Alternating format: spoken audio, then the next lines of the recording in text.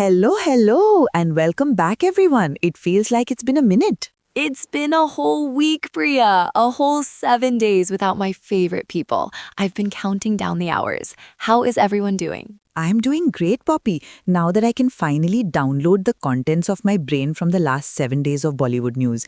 It's been a lot. My browser tabs are crying for help. I am so ready for this. I feel like every week I say it's been a huge week, but this one really feels packed. From the box office to the dance floor, it's all been happening. It really has.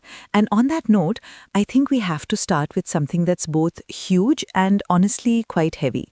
We woke up this week to the news that the legendary Asha Bhosle has passed away. Oh, it's one of those headlines you have to read 3 times because you can't quite believe it. It's the end of an era, truly. A monumental era. I was talking to my grandmother about it, and she just got so quiet. For her generation, and for my parents' generation, and for ours, Asha ji's voice is the soundtrack to life. It's not just film music. It's the song you heard at a wedding, the one playing on the radio during a long car ride, the lullaby, the dance number. Absolutely. What's so staggering about her is the sheer range. You can't put her in a box. She could sing a ghazal like In Aankhon Ki Masti Ke and make you feel this deep, soulful longing. And then in the same decade, she's singing Piya Tu Ab To Aaja, and she's a full-on rock star. The versatility is just mind-blowing. That's something I was hoping you could explain a bit more, Priya. For someone like me who is still learning the history, the names Lata Mangeshkar and Asha Bhosle are always mentioned together. They're sisters, of course, but what was the distinction in their careers and their sounds? That is such a great question, Emma, because it's at the heart of so much of Hindi film music history. Lata ji, her elder sister, was often called the Nightingale of India. Her voice was seen as this pure, almost divine instrument. She was the voice of the virtuous heroine, the woman at prayer, the epitome of grace. And she was unparalleled in that. But that created a space, or maybe a need, for a different kind of female voice. The voice of the other woman, the vamp, the cabaret dancer, the woman who was a little more feisty, a little more modern for the time. And Asha ji filled that space and then completely redefined it. She brought this incredible zest and playfulness to her singing. There was a sensuality, a confidence in her voice that was revolutionary. I love that. So it was like Lata ji was the princess in the castle and Asha ji was the one having a party in the West Wing? That's a very poppy way of putting it, but it's not wrong. She collaborated so much with composers like R.D. Burman, who was also her husband, and they just created magic. They pushed the boundaries of what a Hindi film song could be. They brought in Western influences, jazz, rock and roll, and her voice was the perfect vehicle for all that experimentation.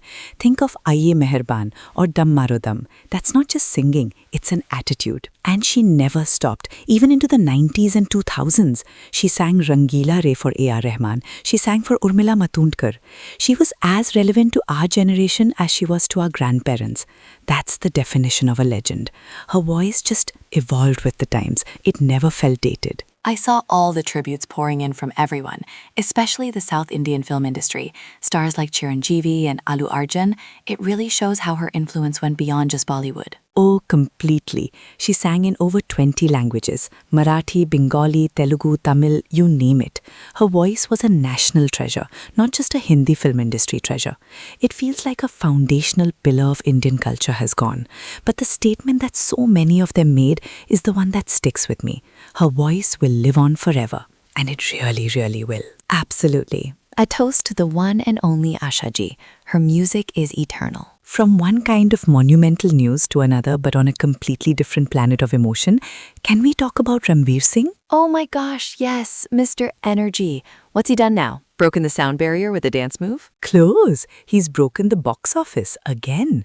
According to Koimoi, his new film, which we should mention is the fictional Dhurandhar 2 for the sake of their ranking system, has entered the 1100 crore club in India. Okay, you have to break that down for me. I see these numbers all the time. 100 crore, 500 crore. What is 1100 crore in like real people terms? How big is that? It's galaxy brain huge. So 100 crore is about 12 million US dollars, give or take. So 1100 crore is what, around $132 million just in India? That is a staggering amount of money for a domestic box office. It puts him in this ultra elite club. It's the kind of number that changes the trajectory of a career. Not that Ranveer's needed changing, but this solidifies him. It's not just about being a great actor or a huge star anymore. This makes him a one-man industry, a bankable commodity on a level that very few have ever reached. So this is like a Marvel movie level success? Like an Avengers Endgame for Bollywood? In terms of cultural impact and the sheer number of people in one country going to see it, that's a pretty good analogy. Yeah, it's a phenomenon. And what's interesting about the Koimoi star ranking is how they calculate it. It's not just about one hit, it's a cumulative score based on your films in the 100 crore club, 200 crore club, and so on, plus your overseas performance. So for him to make history there means he's been delivering consistently at a massive scale for a while. This isn't a one-off. I think what I love about Ranveer Singh's success is that it feels so earned. He's not from a film family. He came in as an outsider and just blew everyone away with his talent and his incredible infectious energy. From Band Baja Barat to this, it's been a joy to watch his rise.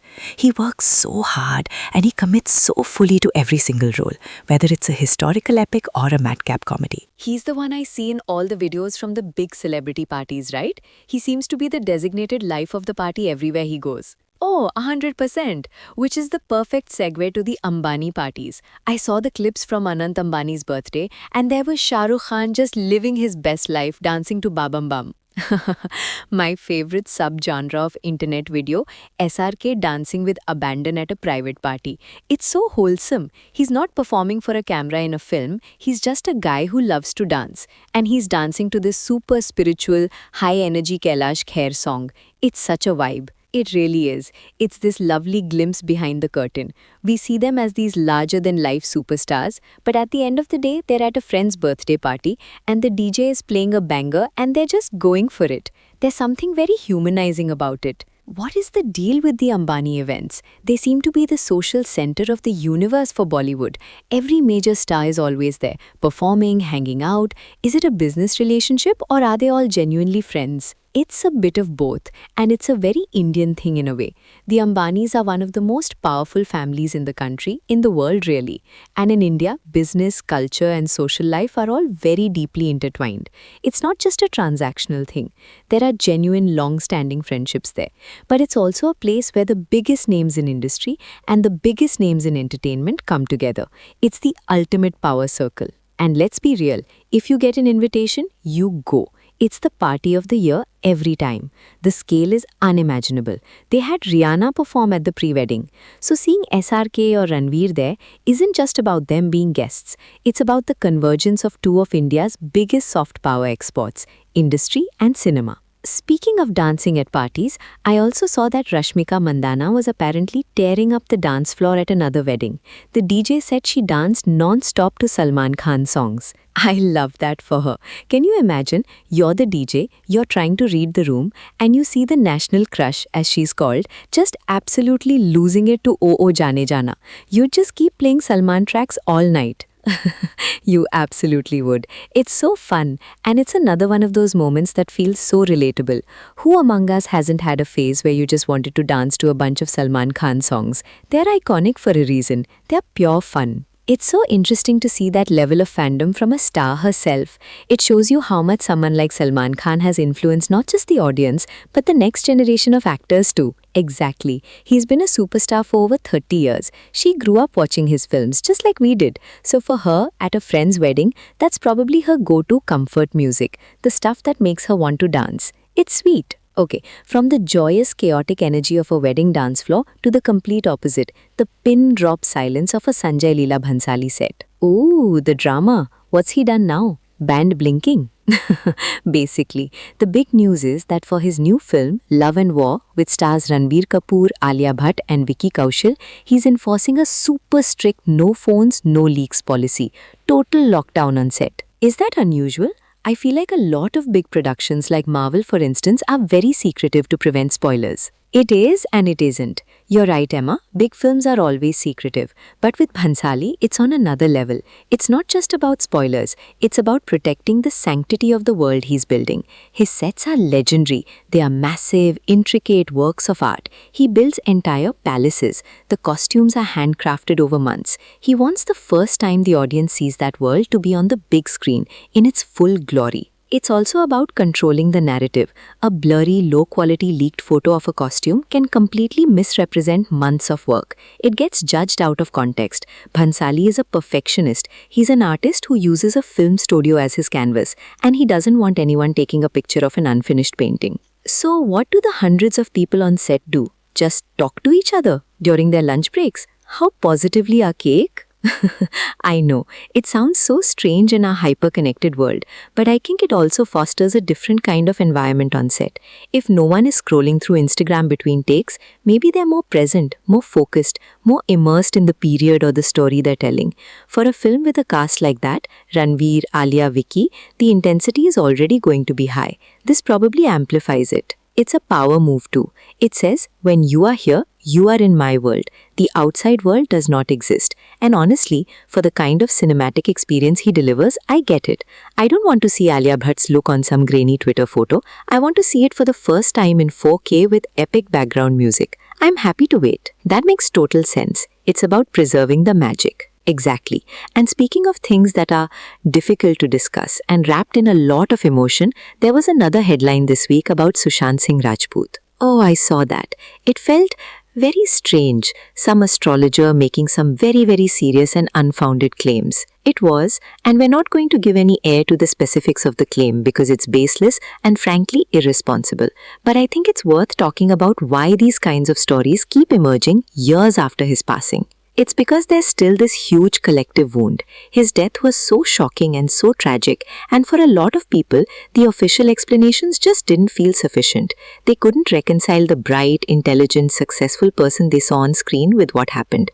So this vacuum of understanding gets filled with this, with speculation, with conspiracy, with people trying to create a narrative that makes more sense to them. We see that in the West too with figures like Michael Jackson or Princess Diana. When a death is that public and that shocking, people have a hard time letting go, and the story can take on a life of its own. That's a really good parallel. It speaks to the power of parasocial relationships. People felt like they knew him. They were invested in his journey, his love for science, his dreams. And when that was cut short, the grief was real and profound. And that grief can be easily exploited by people who want clicks and attention. It's a media ecosystem problem. It really is. The responsibility lies with platforms not to amplify these voices. It's a disservice to his memory and incredibly painful for his family, who have to see this stuff dredged up again and again. It's a tough line to walk between public interest and private grief, but this kind of thing crosses it by a mile. It's just sad all around.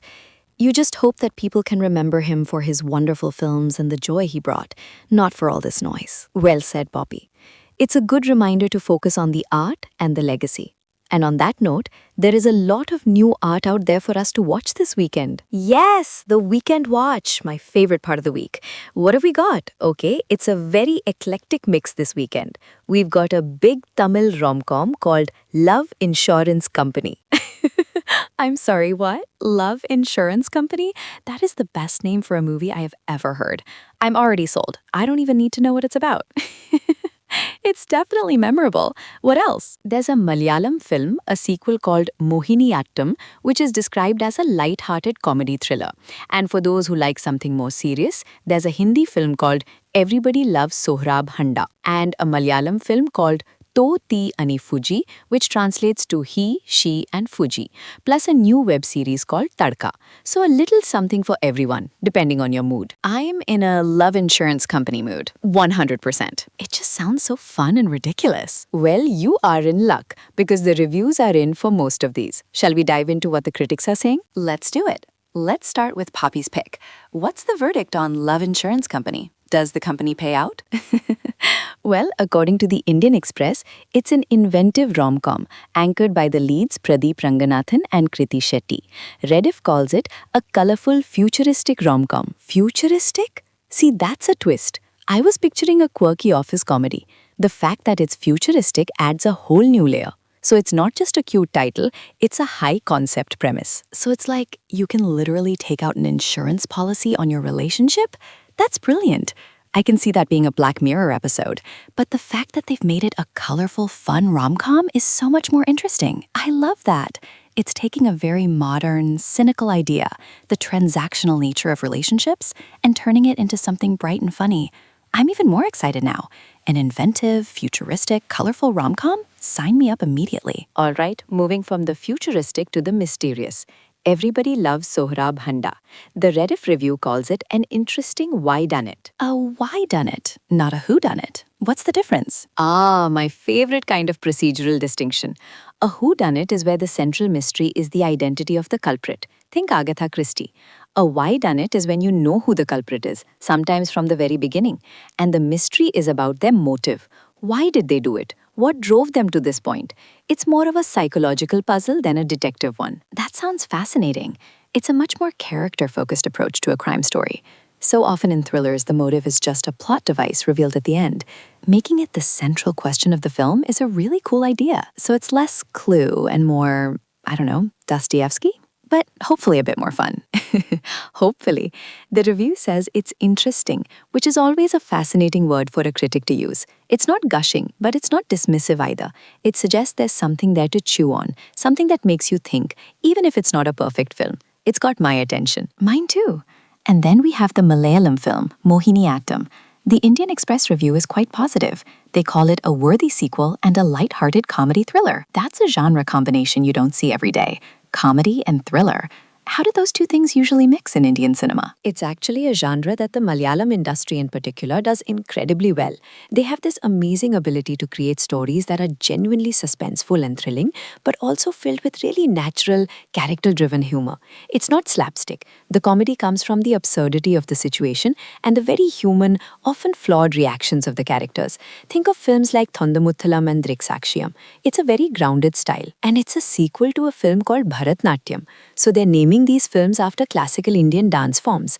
Mohiniyattam and Bharatnatyam are both beautiful ancient arts. I'm so curious about how that connects to a comedy thriller plot. Exactly. It's that kind of clever, culturally specific detail that makes regional cinema so exciting. It's not just a generic title. It's layered with meaning for the local audience. Okay, but not all the reviews were glowing. What about the Malayalam film, Ti Anifuji? Ah, yes. The Rediff review for that one was less enthusiastic. The headline calls it a tale of a rancid relationship. Oof, rancid. That's a strong word. Not just bad, not just toxic, but rancid. Like milk left out in the sun. What a visual poppy. But yeah, that tells you everything you need to know. It sounds like it's going to be a tough, uncomfortable watch. But sometimes those films are important too. Not every story is a colorful rom-com. Very true. Marathi cinema in particular has a strong tradition of realism and telling stories about the complexities of modern life and relationships without the gloss of Bollywood. So while it might be a difficult film, it could also be a very powerful and honest one. And what about the series Tadka? Oh, this one's easy. The Rediff review headline is just 2 words: Cringe Fest. Well, that's unambiguous. I almost want to watch it now just to see how cringy it is. It's like a car crash. You can't look away. The review talks about it being part of this trend of micro-content series with super short episodes and says it falls short on quality. It sounds like it was maybe designed for people scrolling on their phones, but it just didn't land. That's a shame. It's a tricky format to get right. You need to be so precise with your storytelling. But hey, you can't win them all. So we've got a futuristic rom-com, a psychological whodunit, a comedy thriller, a relationship drama, and a cringe fest. A full meal. A very full meal. And we also have a couple of appetizers to look at. A few new trailers dropped this week. Ooh, trailers. Let's go. What's first? First up, we got the official trailer for Jinni Weds Sunny 2. A sequel. I remember the first one. It had Vikrant Massey and Yami Gautam. It was a cute, chaotic wedding rom-com on Netflix. I quite liked it. Who is in this one? This one stars Avinash Tiwari and Medha Shankar. Medha was so good in 12th Fail. It's great to see her in a lead role in a rom-com. And Avinash Tiwari is just a phenomenal actor. Laila Majnu, Bulbul, he's got such an intense presence. That's a really interesting pairing. He's known for these very deep, brooding, dramatic roles, and she's fresh off this incredibly sincere, heartfelt performance. Putting them together in what looks like a light, fun, wedding-centric film could be really fun. The chemistry could be fantastic. What's the vibe of the trailer? Is it carrying on from the first one, or is it a whole new story with a similar theme? It feels like a spiritual sequel. Same world, same vibe of family chaos and a will they won't they romance, but with a new couple. It looks bright, colorful, full of family members who are way too involved in the love story, and lots of dance numbers. Classic feel-good Bollywood fare. I'm here for it. Sometimes you just need that. A big, fun, low-stakes rom-com. It looks like a warm hug in the form of a movie. Totally agree. And on the other end of the spectrum, we got a teaser. Not even a full trailer. A teaser for a new Dharma film called Chand Mera Dil. Ooh, Dharma. So we're expecting beautiful people in beautiful locations wearing beautiful clothes? That is the brand. And this teaser delivers. It stars Ananya Pandey and a new actor, Lakshya, who's making his debut. Lakshya. He's been waiting in the wings for a while. He was supposed to debut in Dostana 2, which got shelved. So it's great to see him finally getting his launch. He's got that classic hero look. What's the teaser like? Is it giving us any plot? It's a proper teaser, very atmospheric. It's just snippets. Ananya and Lakshya on a beach, looking wistfully at each other, a beautiful moonlit shot, a snippet of a very romantic, soulful song. It's not giving away anything about the story, but it's setting a mood. And that mood is pure, epic romance. It sounds gorgeous. I love that classic, sweeping romance feel. It feels like something we haven't seen in a while, with so many action films and thrillers dominating. It does. It feels very old school in its romanticism, but with that very modern, glossy Dharma aesthetic. Ananya looks stunning, and it'll be exciting to see what kind of chemistry she has with Lakshya. A good romantic pairing can launch a whole new generation of stars. It really can. It's all about that chemistry. And speaking of classic pairings and old school romance, I think it's time we take a trip back in time. Yes, it's flashback time.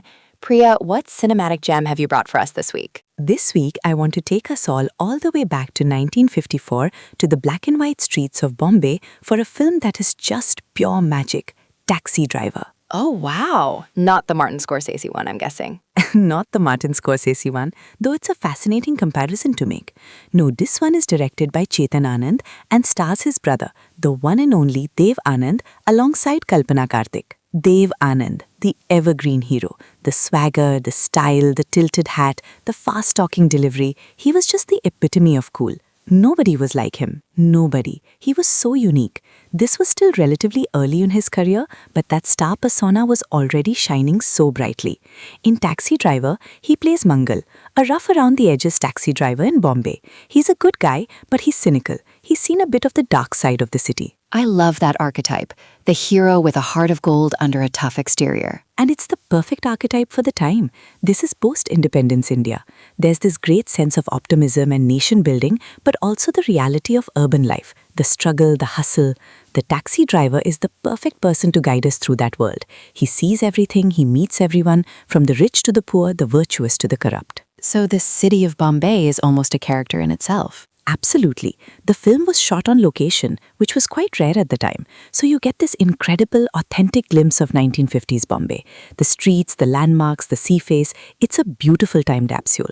And the film has this slightly noirish feel to it. There are gangsters, a damsel in distress, nighttime drives through the city. It's very atmospheric. And the music. We can't talk about a Navketan film from this era without talking about the music by S.D. Burman. It's one of the all-time great soundtracks. Oh, it's sublime. The song Jaye To Jaye Kahan is an absolute masterpiece. It's sung by Talat Mahmood in the film, and it perfectly captures the loneliness and melancholy of the city at night.